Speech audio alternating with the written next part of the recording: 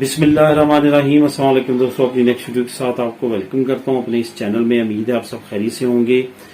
ایک دو فیملیز کی طرف سے ایسے کمنٹ آئے جو کہ میں نے سوچا کہ اس پہ شاید میں نے آلریڈی ویڈیو بنا دی ہو چینل پہ، لیکن میں نے جب سرچ کی تو اس کے ریگارڈنگ کوئی بھی ویڈیو میں نے اب تک نہیں بنائی تھی۔ کافی امپورٹنٹ انفارمیشن ہے جو آپ کو اس ویڈیو میں شیئر کروں گا۔ اس کو آپ نے ویڈیو کو اینڈ تک سننا اور دیکھنا ہے، کافی اہم معلومات ہیں۔ ویڈیو کی طرف جانے سے پہلے آپ کو یہ کہنا چاہوں گا کہ لازمی طور پہ اس چینل کو سبسکرائب کر لیں اور بیل آئیکن کو پریس کر لیں تاکہ مزید آنے والی ویڈیوز بھی آپ تک پہنچ سکیں۔ ہوتا کیا ہے کہ آپ ایک ویڈیو دیکھ کے جب چینل کو چھوڑ دیتے ہیں اور دوبارہ آپ کو انفارمیشن کی ضرورت ہوتی ہے تو آپ کو سرچ کرنا پڑتا ہے۔ اگر آپ نے سبسکرائب کیا ہوگا تو ڈیلی بیس پہ جو بھی میں اہم ویڈیوز، جو اہم انفارمیشن شیئر کرتا ہوں آن لائن یوٹیوب پہ، وہ آپ کو ڈائریکٹلی ملتی رہیں گی۔ تو سب سے پہلے تو آپ کو یہ بتاتا چلوں، جب ہم یہاں پہ فیملی بلاتے ہیں وہ کون بلوا سکتا ہے؟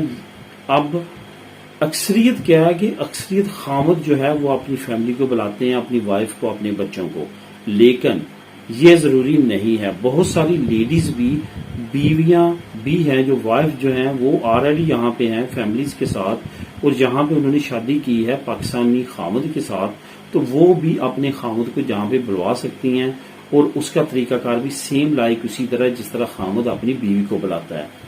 اب کیا ہے کہ خامد کی صورت میں خامد جو ہے وہ سربراہ بنتا ہے فیملی کا، لیکن اگر بیوی یہاں پہ خامد کو بلائے تو پھر بیوی سربراہ بنتی ہے فیملی کی کہ وہ اپنے خامد کا تمام اخراجات اٹھائے گی، اور خامد جس طرح لکھ کے دیتا ہے کہ میں اپنی فیملی کے تمام اخراجات اٹھاؤں گا۔ یہی وجہ ہے کہ ریزیڈنسی کارڈ پہ بھی لکھا ہوتا ہے کہ کون کس پہ ڈیپینڈ کر رہا ہے۔ سیم لائک یہی سٹوری لیڈیز کی ہوگی اگر وہ بلوائیں گی، اور یہی سٹوری سیم جو ہے وہ خامدوں کی ہوتی ہے، یعنی کہ ہسبینڈز کی ہوتی ہے۔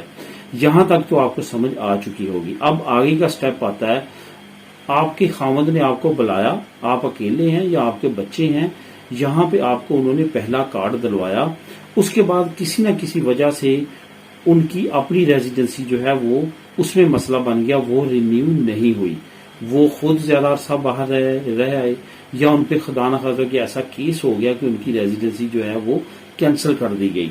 اب بچوں کی ریزیڈنسی کا اور وائف کی ریزیڈنسی کا کیا بنے گا؟ یہ چیز آپ نے یاد رکھنی ہے کہ جب تک آپ کی دو رینیویشن نہیں ہو جاتی، دوسرے لفظوں میں یہ کہوں گا جب تک آپ 5 سال تک یہاں پہ لیگل ٹائم نہیں سپینڈ کر لیتے، اس وقت تک آپ کا جو بلوانے والا ہے، خواہ وہ بیوی ہے یا خامد ہے، اس پہ آپ ڈیپینڈ کرتے ہیں۔ اس کی ریزیڈنسی اوکے ہوگی تو آپ کی ریزیڈنسی اوکے ہوگی، اگر اس کی ریزیڈنسی میں کوئی مسئلہ آئے گا تو آپ کی ریزیڈنسی میں انڈرسٹوڈ مسئلہ آئے گا، آپ ہوں یا آپ کے بچے ہوں جو ان پہ ڈیپینڈ کرتے ہیں۔ اس چیز کا آپ نے ذہن میں رکھنا ہے اور خاص طور پہ خیال رکھنا ہے۔ خامد اگر بلاتا ہے، اس کی ریزیڈنسی میں خدا نخواستہ کوئی مسئلہ بنا تو اس کی بیوی کی ریزیڈنسی میں مسئلہ بنے گا، وہ بھی رینیو نہیں ہوگی، اور اس کے بچوں کی بھی رینیو نہیں ہوگی۔ اب اگر انہوں نے 2 سال کا 2 مرتبہ یہاں پہ رینیو کروا لی ہے یا 5 سال لیگل ٹائم سپینڈ کر لیا ہے، اس کے بعد اگر وہ کرواتے ہیں تو اگر خدا نخواستہ بلوانے والے کی جس پہ آپ ڈیپینڈ کرتے ہیں، خدا نخواستہ اس کی کسی وجہ سے ریزیڈنسی اگر ختم بھی ہو جاتی ہے تو آپ کی ریزیڈنسی پہ کوئی بھی اثر نہیں پڑے گا، وہ رینیو ہو جائے گی، اور آپ انٹل نیشنلٹی تک پہنچ جائیں گے اور خود اپنی بیس پہ نیشنلٹی بھی اپلائی کر سکیں گے۔